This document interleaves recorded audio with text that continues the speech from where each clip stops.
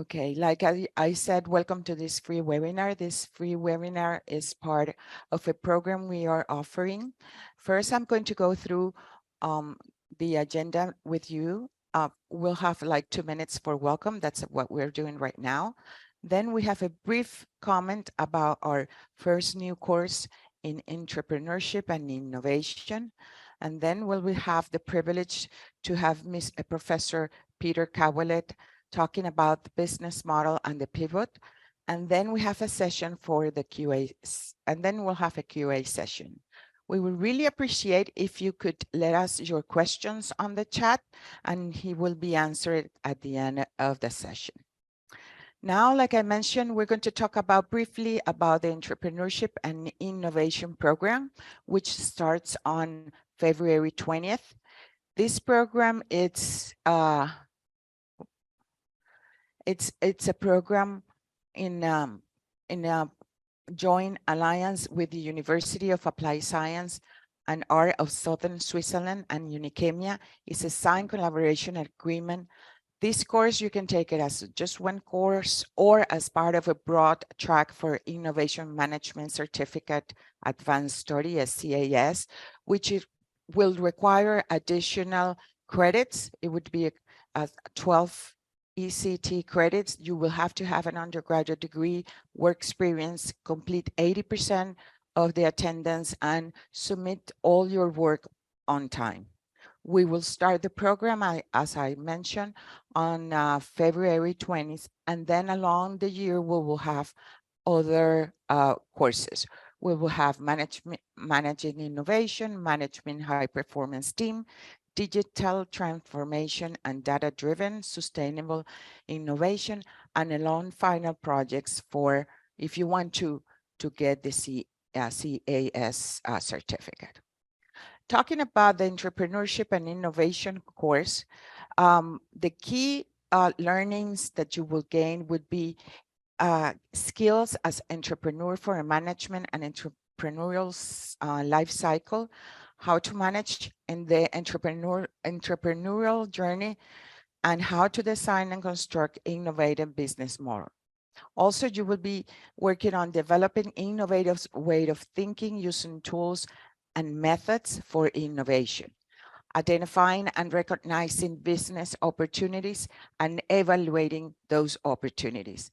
And finally, identifying technological enablers of innovation assets and obtain requirement resources and execute and scale venture. These are a 4-week course with plus 2 weeks for a special final project.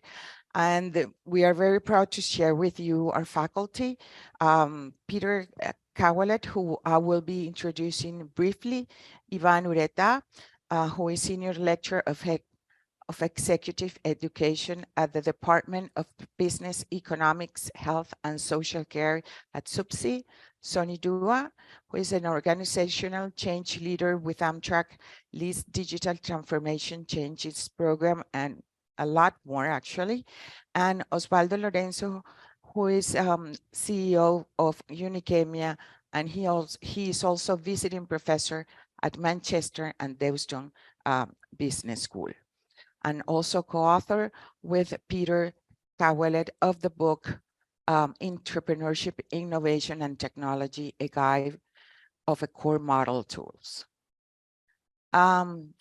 A brief of everything that I've said about the course, it would be that this is a 100% online course with master classes. You have to attend at least 80% of the classes, do all the work that you should be doing along the course, and also self-study. It would start on February 20th. It would be 4 weeks plus 2-week project, and there is a early bird fee for $1,125 or euros. And finally, for our main session, it's a pleasure for me to introduce Professor Peter. Professor Peter is Director of a Center of Innovation at Loughborough University. Peter is visiting professor at the Alliance of Manchester Business School and Atlantic Technological University. He has experience with many firms, including IBM, Manchester City FC, New York City FC, Digital Safety, and SAP AG. He's also, as I mentioned, co-author of the book Entrepreneurship, Innovation, and Technology, a guide of a core model and tools, edited by Ruth Lade. Thank you, Peter, for sharing this space with us today. I will stop sharing. I'll stop sharing my screen, and we will love to hear what you're going to talk with us today. Thank you so much. And just to say that, yes, thank you to you, Patricia, and also to all the participants. And then I will prepare my screen.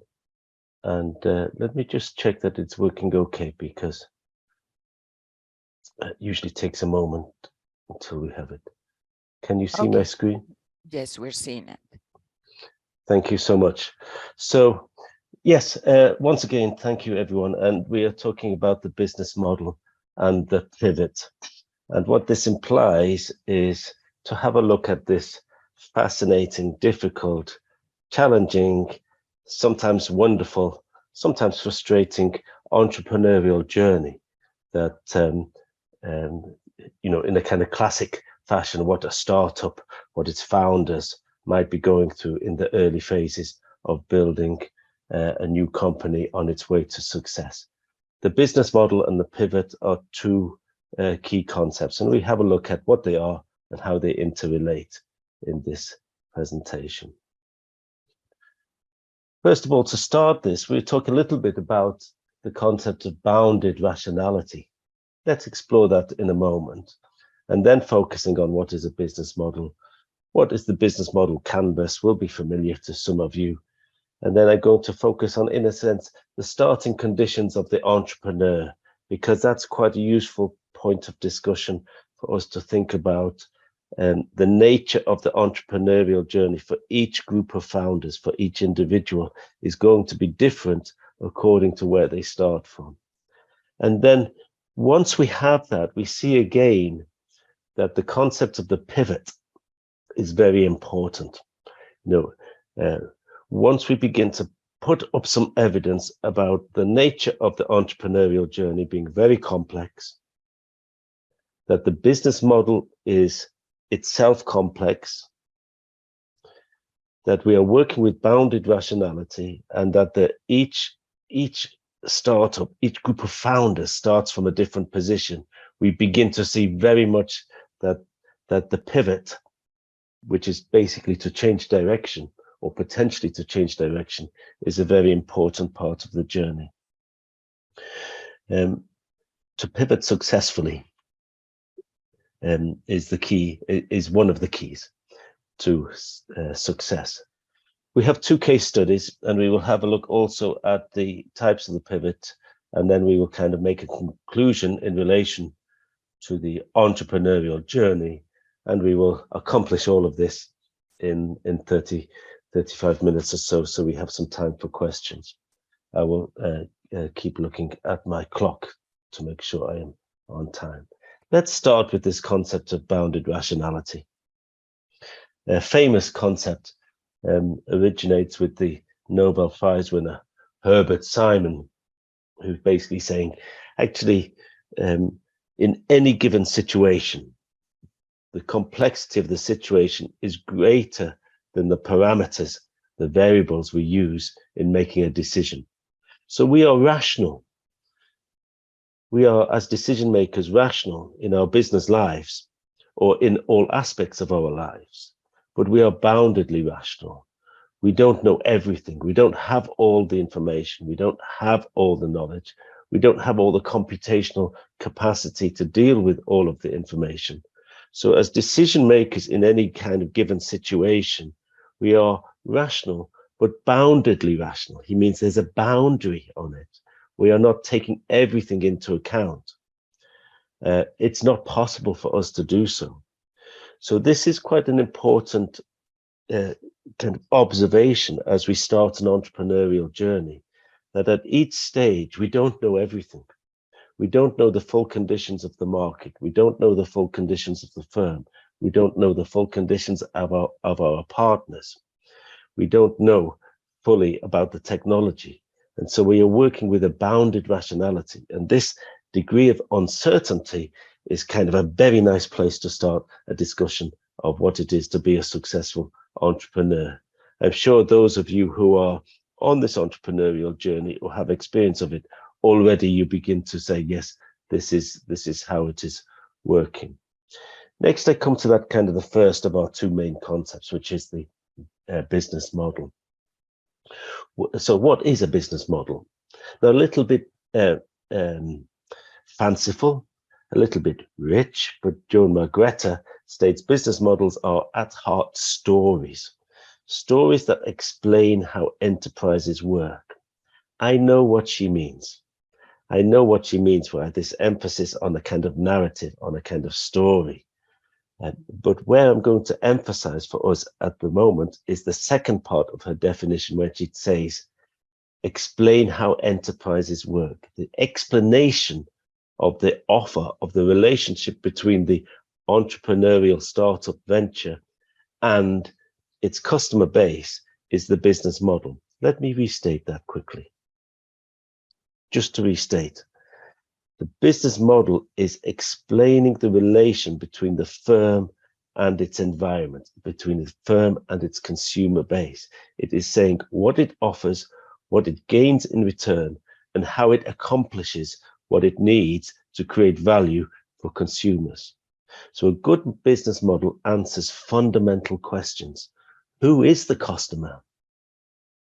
Who is the customer? Can be surprisingly difficult, especially when you are in the early stage of a new firm. What does the customer value? What does the customer value? What are you really offering to them? How do we make money in this business? If we have some idea of value, then how do we convert that into the recruitment of revenue? Because even where there's a value statement, not necessarily we can convert it into money. And then what is the underlying economic logic that explains how we can deliver value to customers at an appropriate cost? What's the underlying mechanistic economic logic of the firm, of the startup, that means that we can then create that value and deliver it at an appropriate cost? At an appropriate cost, because consumers, of course, will put a different price on different forms of value. So a business model is our explanation, and the concept is important, has become important, become a staple really of kind of literature around firms in general, not just around startup firms, but has been observed to be kind of a growing topic and a growing observation, and partly because of the kind of fabled, the very important stories, very important cases that have been told about fabulous firms achieving fabulous things by virtue of business model innovation. In other words, by bringing in a model, an explanation of their kind of customer value and how it is generated that is original and innovative. To do that creation of a business model in an original way has been the foundation of the success of many firms. Sometimes it is combined with new technology, sometimes not. But Xerox, for example, is a famous case. Xerox famously introduced photocopier technology by basically saying, hey, take the machine and you pay us for the copy. So they said to firms, take the machine, you pay us for the copy. And they knew that this way, firms that had not had prior experience of anything like this kind of technology would move towards it and build a dependency as they perceive the value of being able to copy paper for meetings, etc., etc. So Xerox, rather than sell the machine, they said, take the machine, pay us for the copy. This kind of famous razor and blades model, which is basically to say you pay less for the razor and more for the blades, because that's how we will generate value, but also how we will, in a sense, commission you to take up the novel innovation.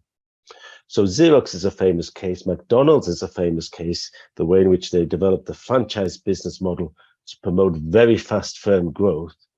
And then in more recent years, we might emphasize Google and Facebook and the way in which they took the world of search and social media into advertising funding, including the creation of auctions as kind of very innovative business models. The Netflix subscriber model was able to displace and challenge that Blockbuster fee-based model. Blockbuster was a brick and mortar traditional retailer that was basically charging people to rent DVDs, and Netflix innovated with the subscriber business model. Or we could look at, for example, Airbnb and Booking.com and the way in which they basically operate as kind of hyper catalogs, super catalogs, where they provide services that intermediate between third parties in travel. And that kind of original business model developed latterly by those very successful firms. So here we are in the world of the business model. We're describing the logic, and I have come 3 or 4 slides without mentioning the term business model canvas, but this is really important, and this is how most people understand the business model. This is coming from Alexander Osterwalder. The business model canvas is designed to encourage the systematic description and exploration of a business model. It's a kind of beautiful diagram, and it's a very logical diagram of 9 components, which allows us to describe and redescribe a business model. And what I want to put to you is, back in the world of the startup, back in the world of the entrepreneurial journey, figuring this out is a very important part of the process. And Osterwalder says think of it as a creative process, like developing a painting. Again, might seem a little bit fanciful, a little bit rich, but he's making a key point. This is the heart of your creativity in building your new firm. This is the heart of your creativity, is to think through your business model. And you can think it through and think it through again. The canvas can be repainted. That's what he's saying. It's a very important tool for entrepreneurs. It helps them invent new business models. So again, many depictions, but this is the standard depiction of Osterwalder's business model canvas. 9 segments, and basically it all starts on the right-hand side as you look at the screen.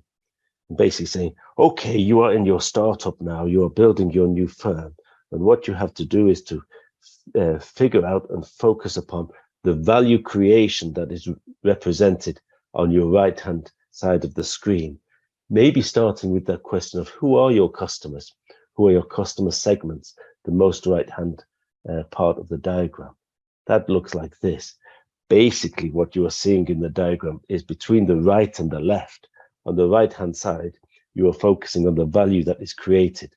So you are talking about your customer segments, the value that you create for those customer segments, the channels through which you deliver that value, the way in which the customer relationship is established, brokered, and maintained over time, and then the revenue streams that come from that.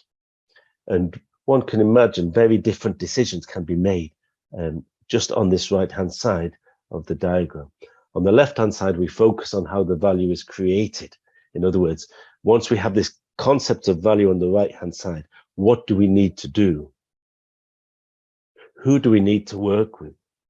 What resources do we need? And what's the cost structure implied by everything we have said above? So the right and the left is basically describing the value created and then the resources, the structure that is needed to meet that value proposition. One can imagine many different cases, but this case from insurance industry where I have worked is to say, for example, if we had some sort of insurtech startup, it might be saying, we are targeting the customer segment of young people with their first home. We are going to do this through a digital app, classic digital startup. We are going to do this in insurtech. We're going to target young people who buy their first home. We will target them with a digital app. We will give them personalized messaging, and our value proposition, fundamental value proposition, will be that we will focus on them, perceiving them to be in a situation where their expenditure is high against their incomes. We will give them month by month flexible and customizable insurance just from our app. And we will make revenue from commissions that we charge to insurers. What does this imply? It's a nice idea to have month by month flexible, customizable insurance for maybe young couples who have bought their house and this is maybe difficult to afford and so on at this time. So they want to optimize their insurance payments, maybe month by month. Nice idea. But what does it imply? It implies that we need partnerships. We need partnerships with insurers. We maybe need partnerships with customer services because we don't want to handle all of the queries on the telephone or maybe on the chatbots, etc. We need technical skills. We need a strong brand. I haven't filled in every detail here, but you can imply some of the activities around building and maintaining the website, and then the cost structure that would follow from that between technical skills, payments out to partners, and the revenue received. So quickly, what I think we have established here is quite quickly we are into the complexity of the business. Quite quickly, just by taking Osterwalder's diagram, we have come into the center of the business, and we're seeing its complexity and how different choices we make might have different implications for maybe the resources, activities, partners that we need, for example. Now, for a moment, then I pause and I say, let's go back to it. Let's go back to the reality. In a way, we might say, if there is a hero, masculine or feminine, in business, it's the entrepreneur who starts at the bottom and then builds a firm to some valuable exit or to market prominence.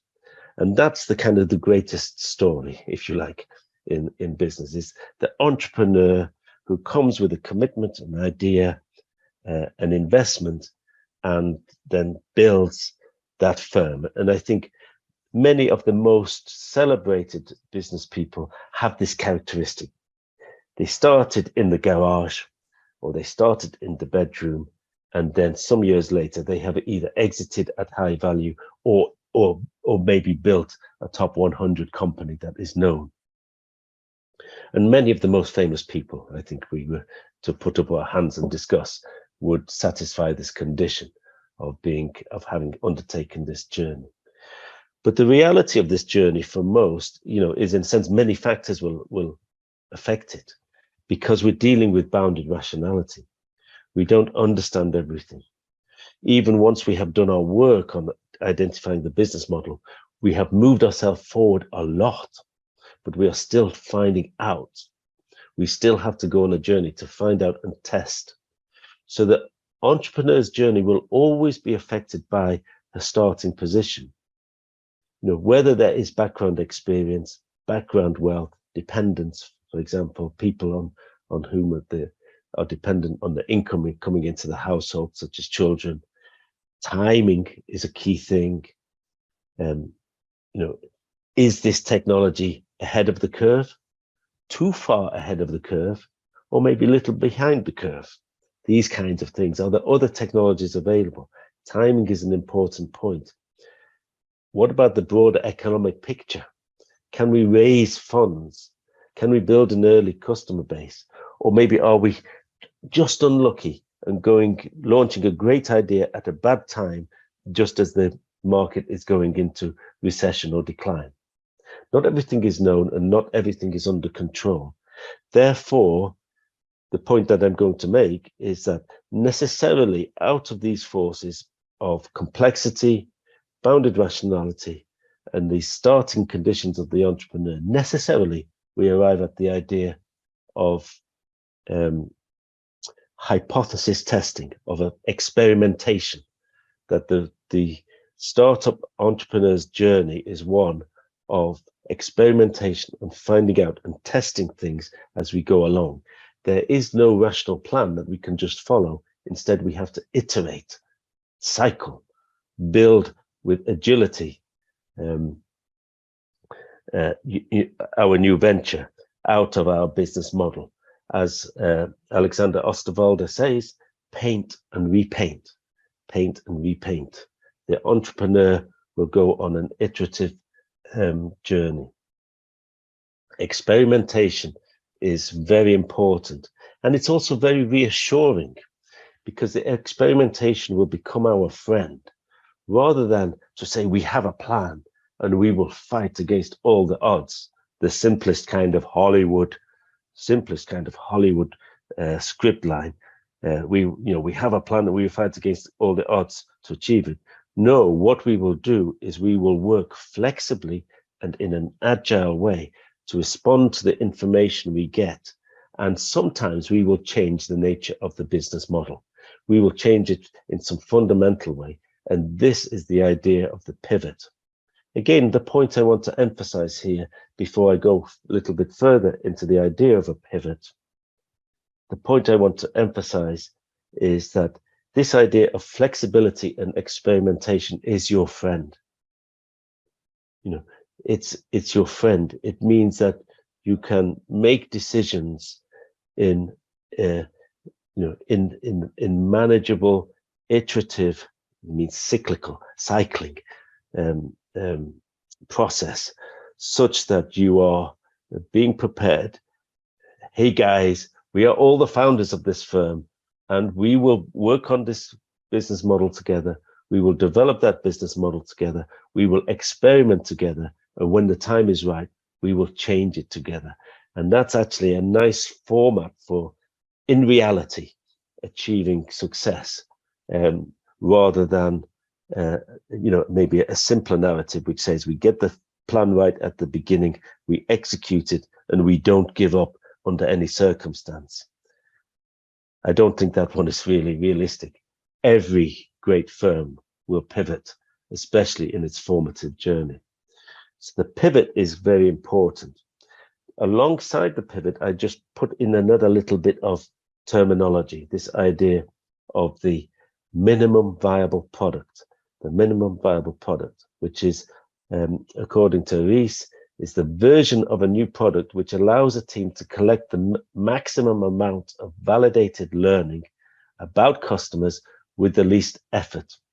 Because we are flexible, because we are working in some cyclical way, because we are going to change the business model when we find out they have to, because we are engaged in this experimentation, what we want to do is we want to test our assumptions, test our knowledge by creating the smallest viable, the smallest meaningful version of our proposition, and gathering information about how customers respond to it.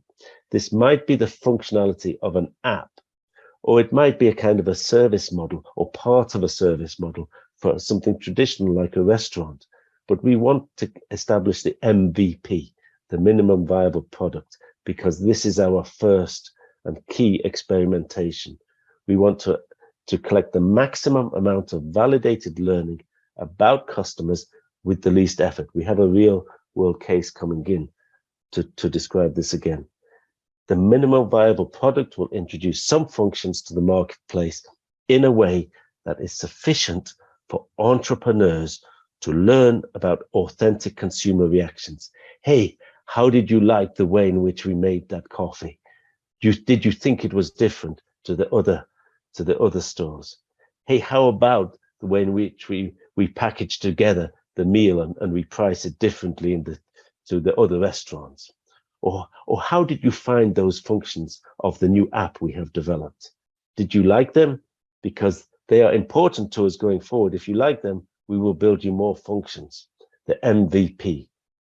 So in this way, we are kind of running experiments. We are treating the business model assembled on that canvas as a collection of hypotheses to be tested. So the pivot is this point whereby we have information from the consumers or from potential consumers, and we are evaluating the information and we are asking ourselves, should we pivot? In other words, change direction? Or should we persevere, stay on the same course? And the information might be very positive that we get back. Maybe we have built a minimum viable product. Again, let me position that we are in a startup creating an app, and we created a minimum kind of functionality version of it, and we tested it in some maybe controlled way, maybe by sending it out on different fora, for example. And we got some information back from early adopters, from early users, and that information might be positive. And therefore we say, carry on, let's persevere, this is working. Or it might be negative, and we might say, do we carry on or do we pivot? Do we change direction?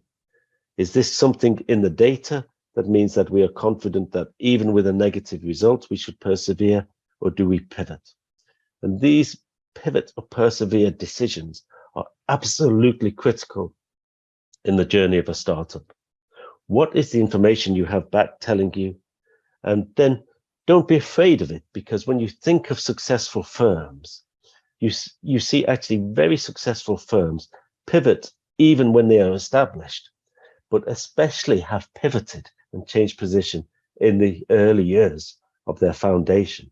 Starbucks, Facebook, and Google are firms that I'm citing here. You can probably think them through these different cases and how they have pivoted. Think about where Facebook started, for example. Nothing like the customer proposition it later developed for its success. I have two examples, and I think we have time for them. But I'll give you example number one. I haven't given this firm a name, but it's a real case.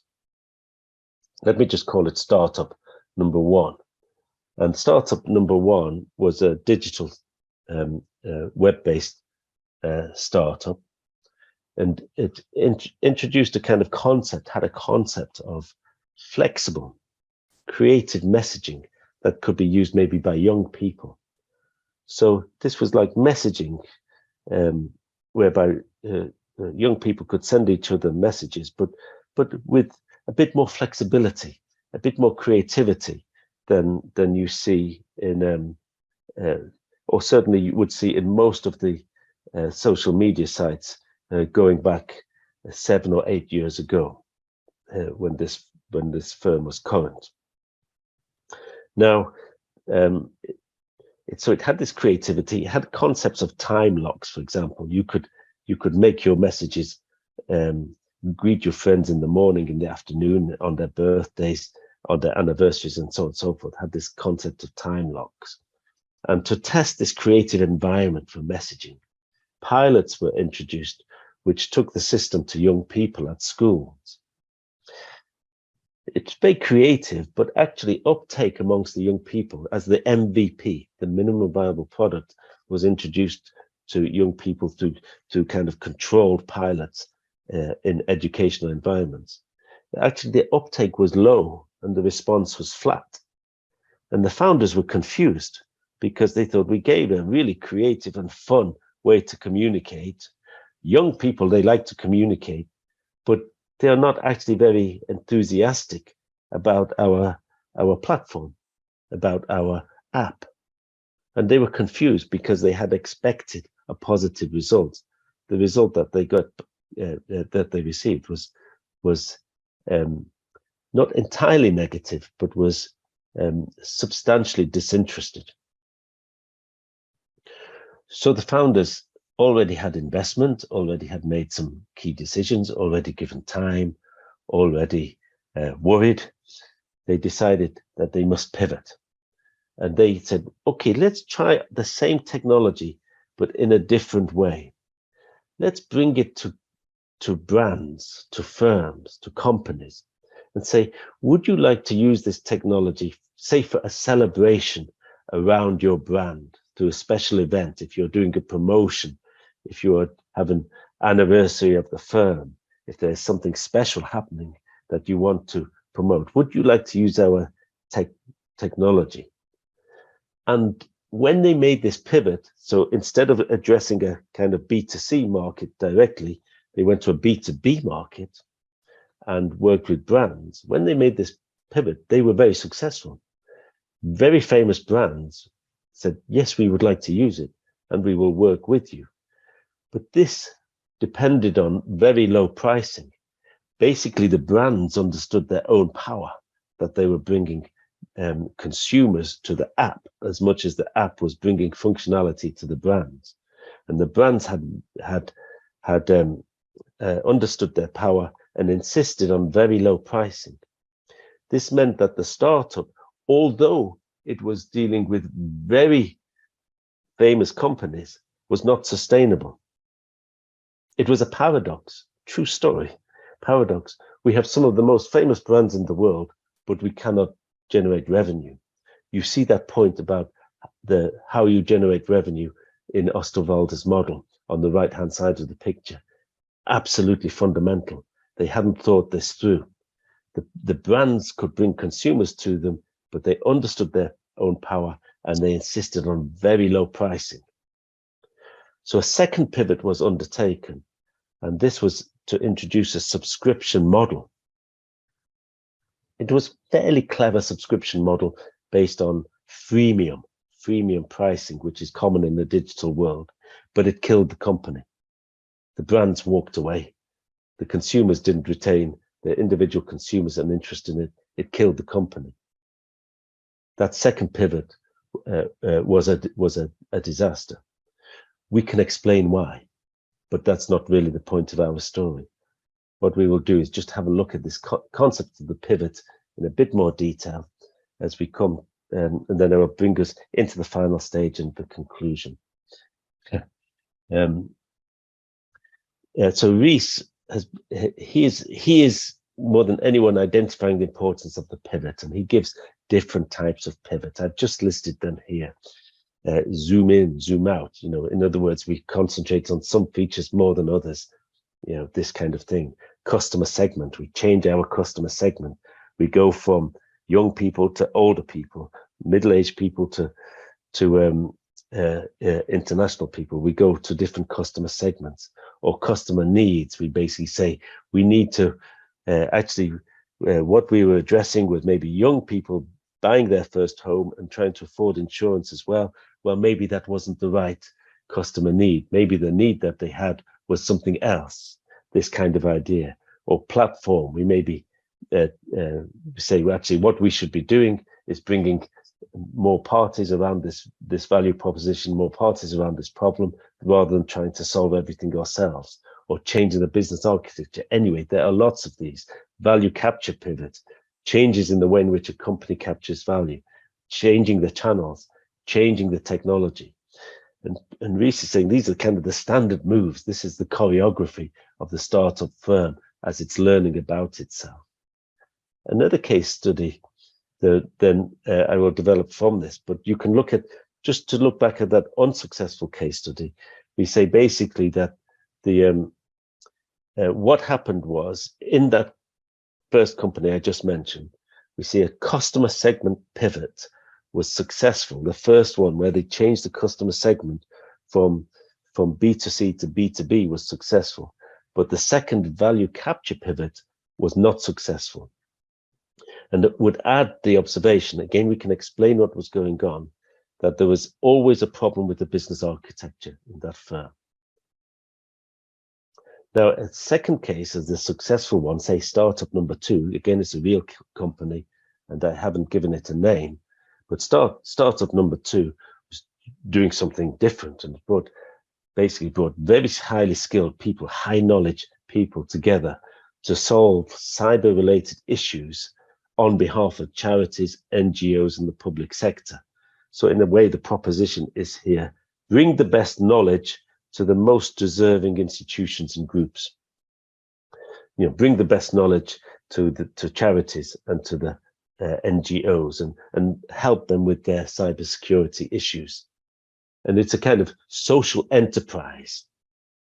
And a lot of people very much like this idea. and very interested in it, but only a few clients developed and only low revenue. And maybe this is for predictable reasons, such as the economy not being in good shape. And so charities, public sector, etc., under high cost pressure. And even though the issue of cybersecurity was important to them, it was not their item number one. So even though people said, "Oh, this is great that we have this boutique firm able to give advice, advisory, and strategies, and also technology in relation to cybersecurity on behalf of public sector, charities, etc., it's not something that we need to afford at this moment. We can manage in some other way." But on the other hand, the firm was also getting a lot of requests saying, actually, you really have assembled good people. You really do have good people. And some major organizations were coming. Can we actually use your knowledge for you to help us solve our problems? So different to their initial consumer base, there were another group of organizations, richer, more powerful organizations, were saying, actually, we would like to work with you. So startup number 2 decided to pivot towards consultancy and training services for these major organizations. And this quickly brought lots of demand and revenue. They changed from their original position and went to this second position. In this case, if we look back at Eric Ries's description, they're undertaking a customer segment and value capture pivots. And then this effectively has made the firm successful. It's generated a lot of revenue, and it's given the founders the question, hey, we came into this to do good for the charities and the public sector. Now we're making money. How do we look after our original goals? And they are trying to fix this in the next part of the journey of the entrepreneurial venture. So what I hope I have conveyed on this is, first of all, the business model. Business model fundamental. And it's not something that fixes in time and we just operate it like a machine. Osterwalder, of course, is right. Of course he is. We create it and we recreate it. We paint it and we repaint it. And we test it. We treat it as a whole series of experiments, as a whole series of hypotheses. We have to do that because we are boundedly rational. And by the way, we don't have all the resources on earth. We cannot afford shock after shock after shock. We can only have a limited journey. The starting conditions of the entrepreneur mean that actually I have so much in my resources and so on. I can afford to pivot 3 or 4 times. You can afford to pivot 5 or 6 times. But all of us have a kind of boundary on our journey. So the business model and the pivot are part of the kind of the concepts, key concepts that make your entrepreneurial journey achievable. They are your friends in the end. They are the structures, the thinking, the craft that enable you to cope with a difficult journey and turn it into something fruitful, realistic, and rewarding. So the entrepreneur confronts a journey of great complexity. He or she has bounded rationality, does not have control of all factors. Creativity and experimentation are vital. They are at the heart of that journey. And working out all of the components of a business model greatly helps the entrepreneur for her to understand what she must do to succeed. It also helps on that necessary rework of the ideas when things go wrong, or when maybe I shouldn't even say things go wrong, I'd just say new information is received. By experimentation, by experimenting with the business model, the entrepreneur will gain insight to pivot or persevere decisions. If we understand the entrepreneurial journey in this way, then we can better understand the risks and the responses. Rather than a difficult test of will against all odds, we can be flexible and creative, at least to some extent, and success becomes likelier. We improve our odds. And if there is a failure, it will be something that we can take earlier in the cycle with a more positive set of lessons and maybe come back again at some future opportunity. Thank you so much for your patience, and happy to take any questions that are here, please.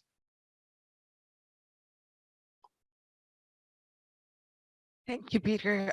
Thank you very much. Well, it's very interesting, definitely. We're open, like you said. We'll love to take the questions. You can either write it on the chat, or if you want even to open your mic and ask the question aloud, that will be fine also. While we wait, I really like something you said, Peter, that I liked everything you said, but actually there's a phrase that I find it very hard sometimes when we talk about these things, and it's flexibility and experimentation is your friend. And it is true, but you also have to, try to make the business run, right? So Yes, I think that it's hard. How we make sure people believe in this?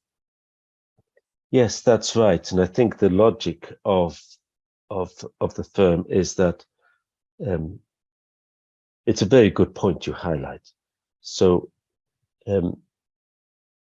flexibility and experimentation is vital in the early stages of the startup, but it is likely that you will develop a condition whereby the revenue streams of the developing firm will not be sufficient to sustain further experimentation.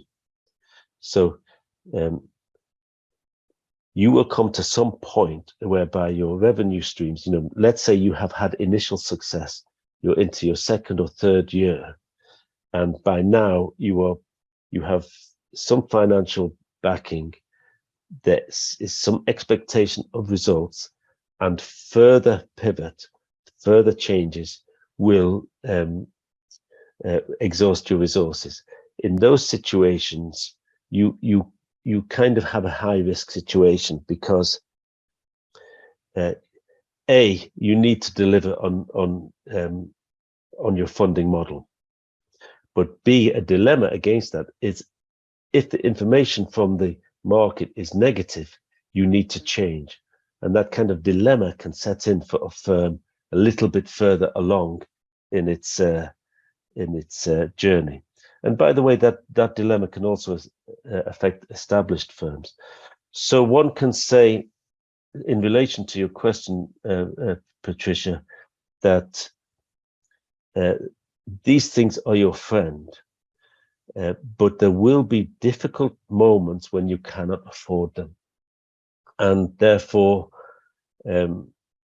all the time, we have to look at this kind of entrepreneurial journey and know that sometimes we'll be successful, and sometimes you will get into a situation whereby some of the positions you have taken are now delimiting your choices going forward, and that can be a difficult moment. Thank you very much, Peter. We have a question here which it says, can an unsuccessful MVP be result of a wrong hypothesis defined upon as a validation? Yes, so I think you will find very good examples. So yes, online software, digital world, MVP is very well established, but it's not totally dissimilar to some of the practices of fast-moving consumer goods firms, whereby they will do limited runs of certain products, which are maybe designed to enable entry into new product set, into whole customer segments. And it's not wholly different to that kind of logic, which has a longer lineage in business than the MVP concept. So I think that if we were to go through many different industry types, we will see MVP behaviors, or behaviors that are similar to the use of, in a sense, a risk-managed introduction of some new concept. And probably especially in the B2C world, firms will experiment and gain information, and then maybe they come back stronger next time. So there will be a number of examples we could develop, I think, but I would look first at the world of fast-moving consumer goods. Thank you, Peter. We have another question. It's failure acceptance is critical in this process. This implies an experimentation failure acceptance culture. In your experience or your knowledge, who are better prepared for this? It looks like an important starting condition. Yeah, I think that's one of the things I want to say is that at the very earliest stages, the logic of the business model and the pivot needs to be accepted. It's very tempting for an overconfidence of founders, for example, to be sure their model is correct in the early stages, and to see themselves as, in a sense, an act of faith, delivering that model against the odds. But I don't think empirically that stands up. Firms adapt. Firms pivot. Google was never going to be an advertising firm, became an advertising firm. Facebook was a small social enterprise where people were, in a sense, ranking potential dates, for dating, but it pivoted to another position. I think empirically, we have to say that flexibility and learning are key. And related to that, then the inference is, hey, co-founders, we need to be honest. We might be in the wrong position here. We might fail with our first idea, but are we ready to come back with a second? And that's a better starting condition for the entrepreneurial journey. Again, you look at something like McDonald's and you say, McDonald's pivoted to this franchise model, and then the franchise model drove its success. Had it stuck to model number one, we would be seeing maybe today that McDonald's had been acquired long ago by some larger firm. Thank you, Peter. We have one more question. Roberto's asked, we have connected the definition of MVP with a startup environment. What about the approach in organized and structured firms? Yes, Very so good question. yes, so it develops the point made earlier. Thank you so much. So the first observation is to say that the kind of empirical research that suggests that as firms get older and more established, they become less good at experimentation. So a younger firm is in general empirically better at experimentation than an older firm. An older firm kind of knows its job. They kind of know their market, and they become less good at that experimentation. So by implication, I would say that the development of MVPs, minimum viable products, and their utilization to test new hypotheses is more associated with younger firms than established firms. That leads to another literature, to another set of observations, which is basically saying, yes, but some firms carry on experimenting. Some firms carry on with this notion, you might know it, but this notion of ambidexterity, which is to say the firms are able to both be mature in markets, but also building special products as through a very often a kind of agile process that depends upon the creation of MVPs. And again, maybe fast-moving consumer goods is a good example of where firms have been able to perm many kinds of products.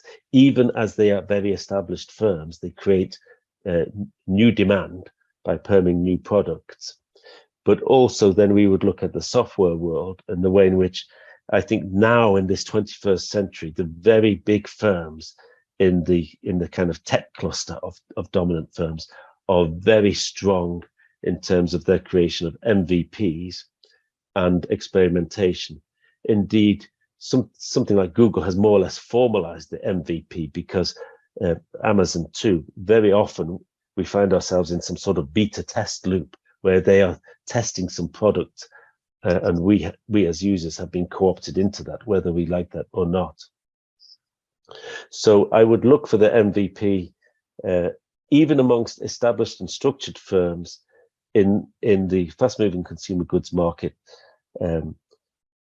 potentially also in financial markets and consumer banking, I should mention, but especially in relation, I'd say almost as a point of central conviction in the tech industry.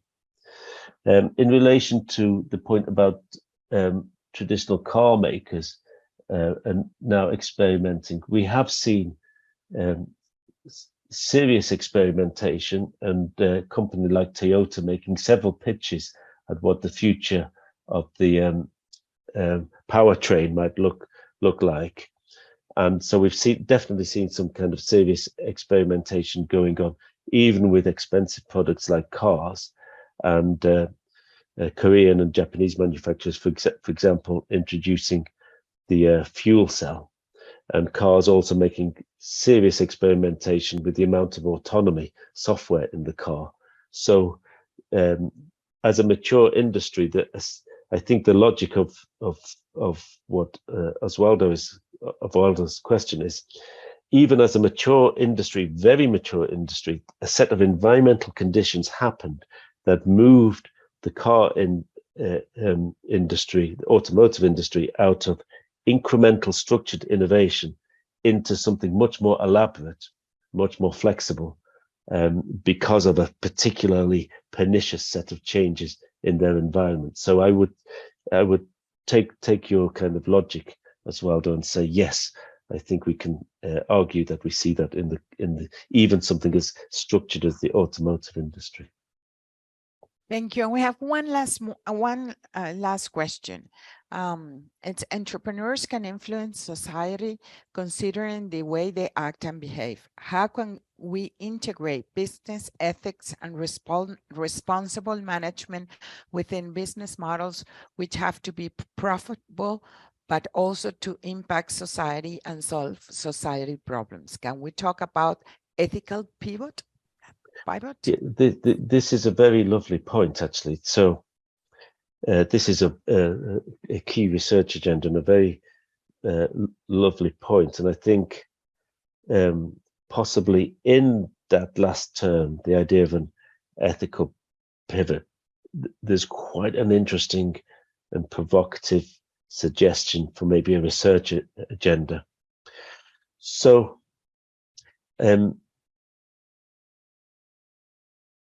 to explore this, I think one way in which we can explore this is we could take something like the fashion industry. I forget what the details are, but the fashion industry is something like the second or the third biggest polluter on Earth because of landfill and because of the use of dyes, etc., in clothing, and the way in which it stimulates the market. The fashion industry works on this basis of stimulating the market to, in a sense, buy more things than people might otherwise do. In the fashion industry, something like Patagonia operates as a different model. So one response we could say is, are we seeing a kind of pivot established amongst the mainstream firms in response to the success of Patagonia? I think we can probably conclude that the answer to that is mainly no, but at the top level in the fashion industry, some serious brands that are concerned about the longevity of their brand, the answer is yes. In fast fashion, still no. So kind of partial response there. Final point on that very interesting question is a number of authors, I would say, like Catherine Trebek, who writes about well-being as central, and also still more famous Kate Raworth, who writes about putting boundaries on growth. they would argue that we can begin to understand economics in a new way, such that, yes, profit is important, but increasing profit, not necessarily the case. And that adjustment might give us some insight into how ethical pivots have been achieved. So short answer is, I think we are seeing some things, some new thinking. We are laying the foundations, but no, not yet.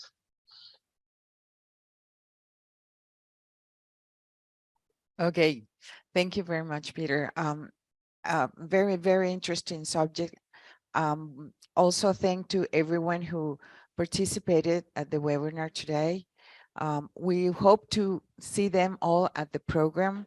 I don't know if you have any questions.